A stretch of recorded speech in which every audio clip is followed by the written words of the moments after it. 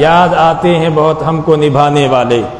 یار کی مرضی کے تابع یار کا دم بھر کے دیکھ, عرض مطلب کر کے دیکھا ترک مطلب کر کے دیکھ, بے ارادہ مرنے والے بال ارادہ مر کے دیکھ, سب تماشے کر چکا یہ بھی تماشا کر کے دیکھ.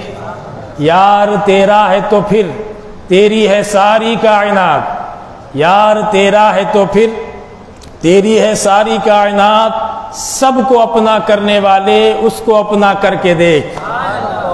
موت خود بن جائے گی تیرے لیے ایک زندگی, موت خود بن جائے گی تیرے لیے ایک زندگی, زندگی پر مرنے والے زندگی میں مر کے دیکھ. یار تیرا ہے تو پھر تیری ہے ساری کائنات, سب کو اپنا کرنے والے اس کو اپنا کر کے دیکھ. موت خود بن جائے گی تیرے لیے ایک زندگی, زندگی پر مرنے والے زندگی میں مر کے دیکھ. یار کی مرضی کے تابع یار کا دم بھر کے دیکھ, عرض مطلب کر کے دیکھا ترک مطلب کر کے دیکھ. بے ارادہ مرنے والے بال ارادہ مر کے دیکھ, سب تماشے کر چکا یہ بھی تماشا کر کے دیکھ. معزز سامعین و حضرات, قرآن مجید کی آیت کریمہ ایک حدیث مبارکہ کا حصہ میں نے تلاوت کی.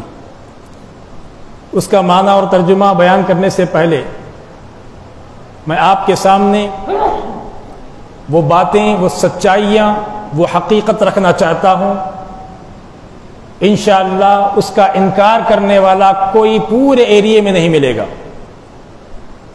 وہ باتیں کیا ہے, وہ سچائی کیا ہے؟ تو اللہ تبارک و تعالی قرآن مجید میں ارشاد فرماتا ہے, یا ایھا الذین آمنوا اتقوا اللہ, اے ایمان والو اللہ سے ڈرو اور تقوی اختیار کرو. وکونوا مع الصادقین, اور سچوں کے ساتھ ہو جاؤ. اے ایمان والوں سے یہاں پر اللہ تبارک و تعالی اشارتاً ہم سب کو اعلان فرما رہا ہے. کہا کہ اے ایمان والو, اس کو تھوڑا سا پھیلائیں گے تو ہمیں معلوم ہوگا ایمان والے کو اللہ تعالیٰ کیا کہہ رہا ہے.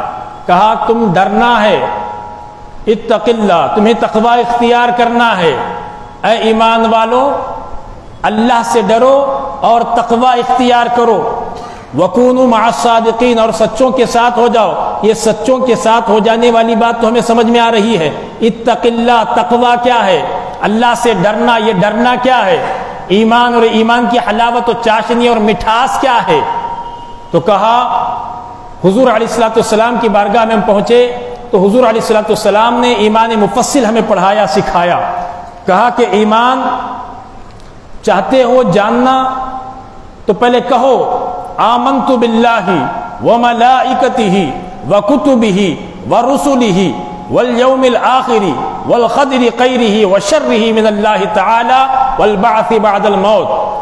ایمان والو زبان سے کہو کہ میں اللہ تعالیٰ کو مانتا ہوں, اس کی کتابوں کو مانتا ہوں, اس کے رسولوں پر مانتا ہوں, اور مرنے کے بعد اٹھنے کو مانتا ہوں, تقدیر کی اچھی بری چیز کو میں مانتا ہوں.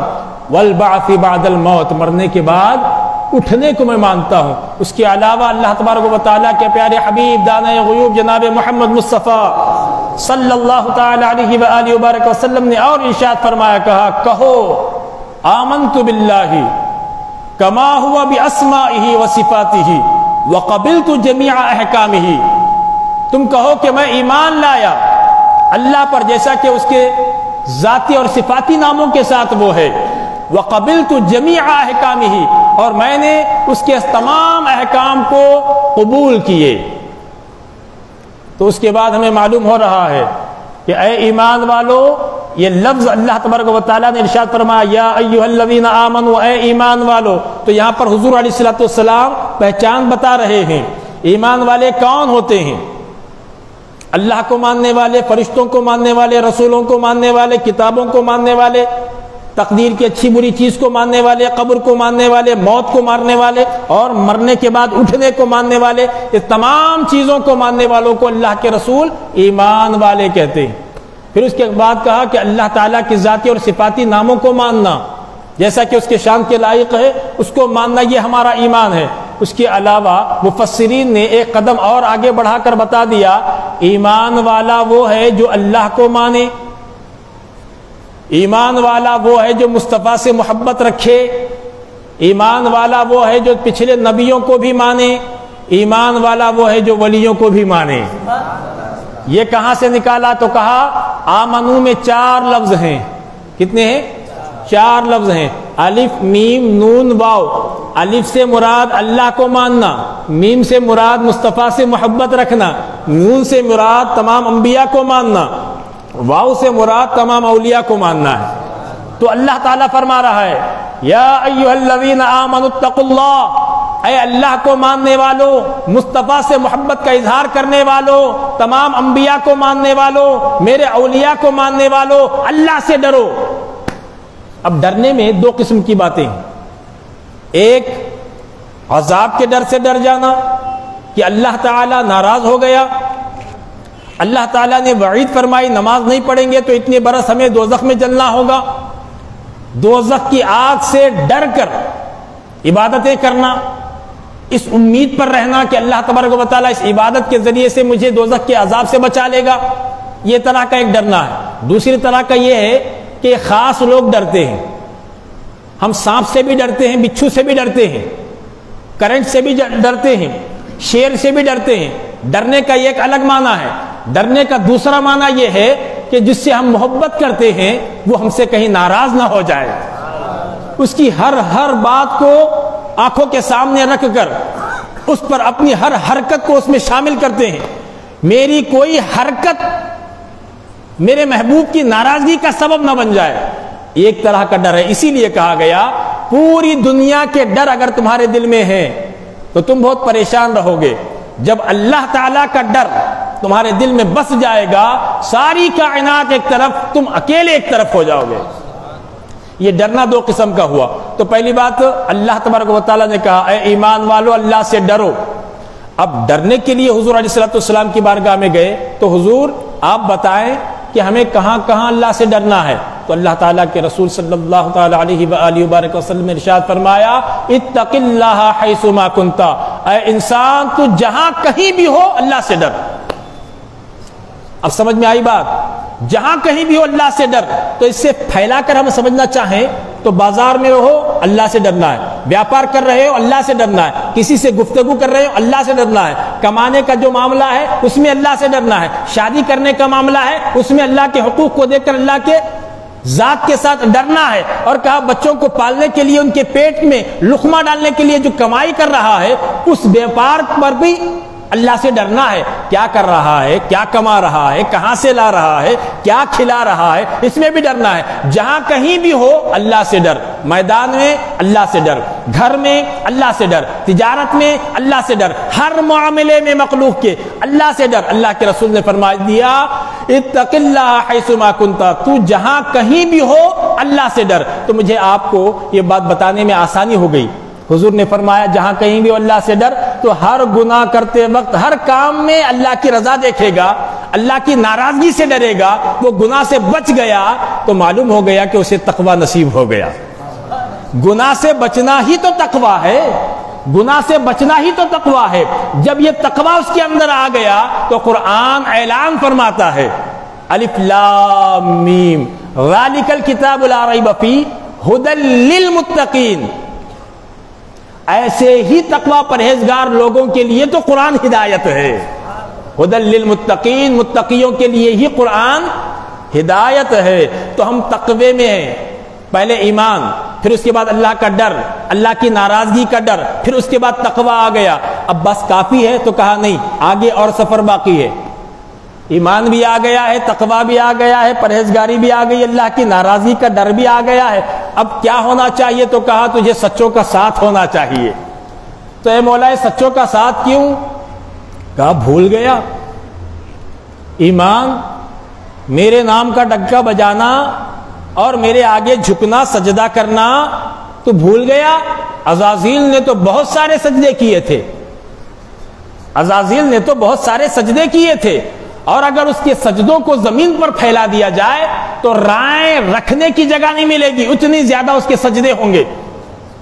ماننا وہ بھی میرے کو مانتا تھا، ماننے کی بات نہیں ہے، ماننا اس طرح ہو کہ اے اللہ میں تجھے مانتا ہوں تو میرے سارے احکام کو مانے۔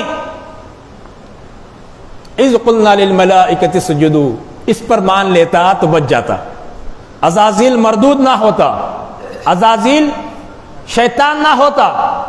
کیا کیا اس نے؟ میں آپ سے پوچھتا ہوں، کیا اس نے اتنی بڑی غلطی کیا کر دی؟ آج بھی وہ خدا کے سجدے سے اپنے آپ کو روکتا نہیں، کہتا ہے کہ مولا تو میرا مالک ہے، تو میرا خالق ہے، رازق ہے، تجھے کہو تو میں سجدہ کروں۔ قیامت میں بھی کہے گا کہ اے اللہ تجھے کہو تو میں سجدہ کروں گا، مگر نبی کو تعظیماً سجدہ کرنے کے لیے کہا اذ قلنا للملائکۃ اسجدوا لآدم، فرشتوں سے کہا، فرشتے سارے سجدے میں چلے گئے، آدم کے لیے سجدہ تعظیمی بجا لائے الا ابلیس۔ جب دوسری جگہ اس سے پوچھا گیا اے شیطان تجھے کس چیز نے روکا، تو اس نے کہا انا خیر منہ، میں اس سے بہتر ہوں۔ اللہ کرے یہ بات سمجھ میں آ جائے۔ کیا کہا اس نے؟ میں اس سے بہتر ہوں۔ یہ جو میں بول رہا ہوں نا، یہ بات اگر تمہارے دل کے اوپر دستک کر گئی تو یقین مانیے، بابا صدر الدین گواہ ہیں، صبح سے ہماری زندگی بدل جائے گی۔ یہ الفاظ تمہارے ذہن کے پرامن حصے میں اگر جگہ دے دیں آپ، تو ہر بات پر تمہیں یہ بات الفاظ نچوڑیں گے، جھنجھوڑیں گے، بتائیں گے تم کیا ہو، میں کیا ہوں۔ ایک بات اس نے کہی انا خیر منہ، میں اس سے آدم سے بہتر ہوں، وہ مٹی سے پیدا کیا گیا، میں آگ سے پیدا کیا گیا، میں اس سے بہتر ہوں۔ یہ لفظ اس نے ایک مرتبہ کہہ کر راندہ درگاہ ہو گیا۔ پہلے پوزیشن تو آپ ذہن میں رکھیں نا، کہاں رہتا تھا؟ جنت میں۔ ہم تو بچوں کو پڑھاتے ہیں، وہ یہ جو شیطان بننے سے پہلے جو عزازیل تھا نا، وہ فرشتوں کو پڑھایا کرتا تھا، جنت میں رہتا تھا، فرشتوں کو پڑھایا کرتا تھا، معلم الملکوت تھا، مگر ایک لفظ انا خیر منہ، میں اس سے بہتر ہوں، آدم سے میں بہتر ہوں، کیوں جھکوں؟ اس کو سجدہ تعظیمی کیوں کروں؟ میں اس سے بہتر ہوں۔ وہ مٹی سے بنا، میں آگ سے بنا ہوں، یہ بننا، یہ اہنکار دن میں کتنی مرتبہ بولتے ہم لوگ، خیال کریں گے، آج کریں گے خیال۔ بارگاہ ہے، خاص بارگاہ ہے نا، ہم جو جتنے لوگ بیٹھے ہوئے بلہاری میں جتنے لوگ ہیں، ان میں سے خاص صندل میں جمع ہونے والے جتنے بھی وہ خاص ہے نا، اور جتنے یہ مجلس میں بیٹھے ہوئے ہیں تو یہ بھی خاص ہوں گے نا، خاص ہے، خاص دربار ہے، خاص مسجد ہے، خاص لوگ ہیں، تو باتیں بھی خاص ہونی چاہیے نا۔ تو بات خاص یہ ہے کہ اگر نمازی یہ کہے کہ میں نمازی ہوں تو گیا کام سے، اگر روزہ دار یہ کہے کہ میں روزہ دار ہوں تو روزہ نہیں رکھتا تو گیا کام سے۔ وہ اکیلے میں بیٹھ کر دل ہی دل میں یہ خیال کرتا ہے کہ وہ بے روزدار ہے، وہ روزہ نہیں رکھتا، میں روزہ رکھتا ہوں، میں اس سے بہتر ہوں۔ سمجھ آ رہی بات؟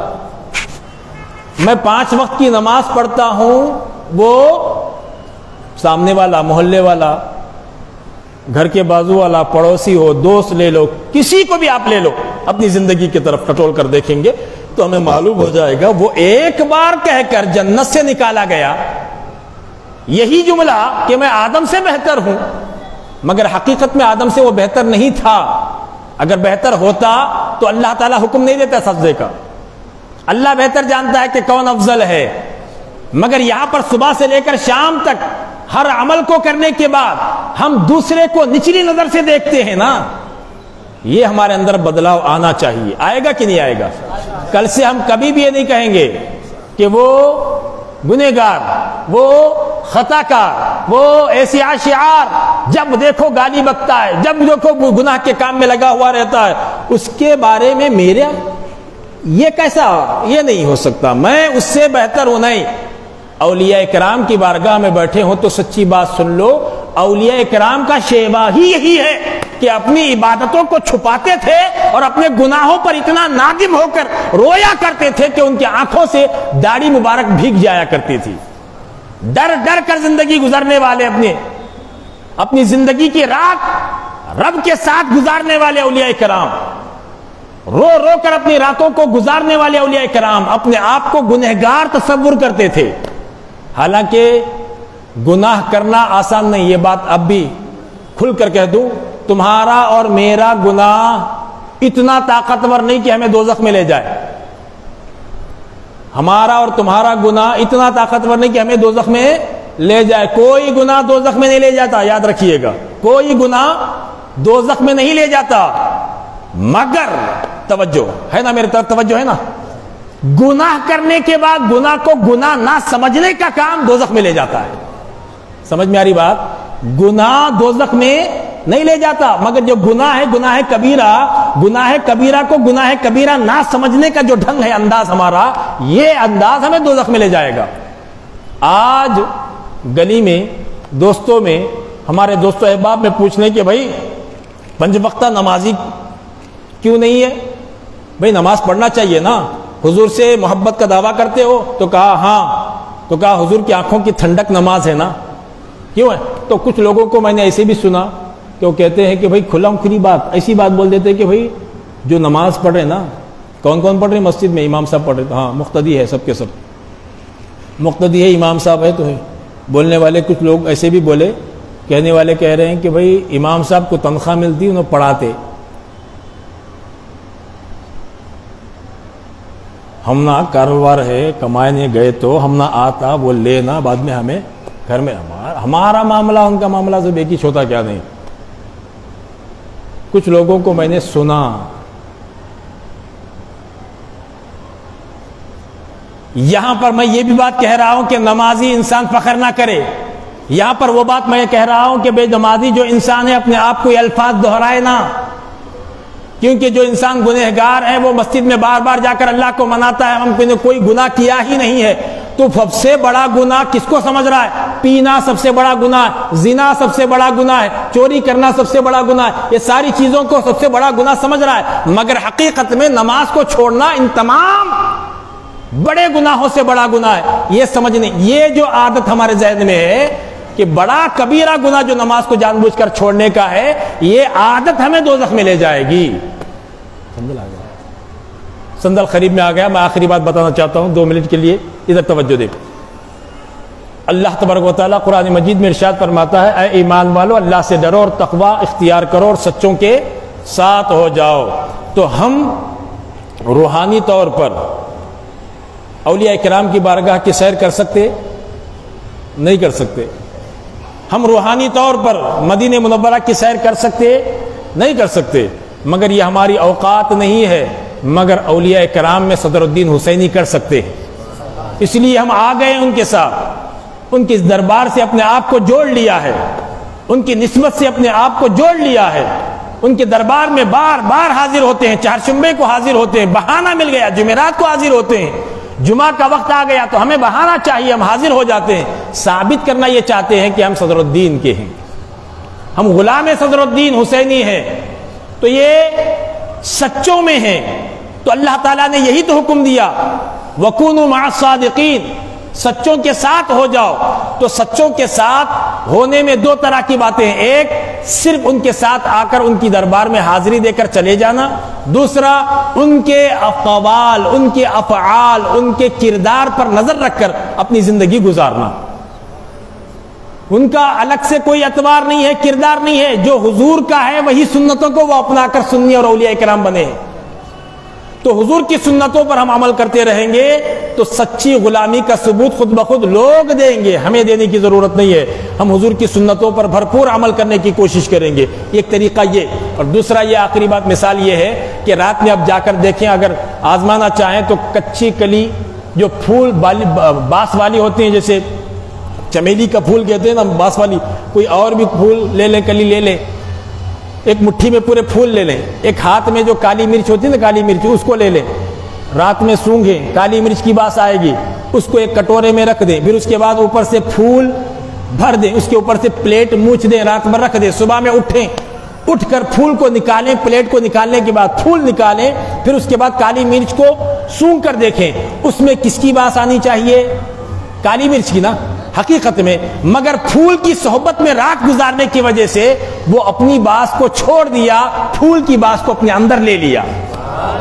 یہ جو صرف رات گزارنے کا معاملہ ہے، پھول کی نسبت اگر وہ کالی مرچ کو ہو گئی تو وہ اپنی بانس کو، اپنی بو کو گنوا دیا ہے، اس کی بو کو اپنے اوپر چڑھا لیا ہے۔ تو نسبت ہماری اتنی کام آنی چاہیے کہ ان کے دربار میں حاضری ہو تو ایک مرتبہ آئیں تو دوسری مرتبہ تک کم سے کم حضور کی 4 سنتوں پر عمل ہو جائے۔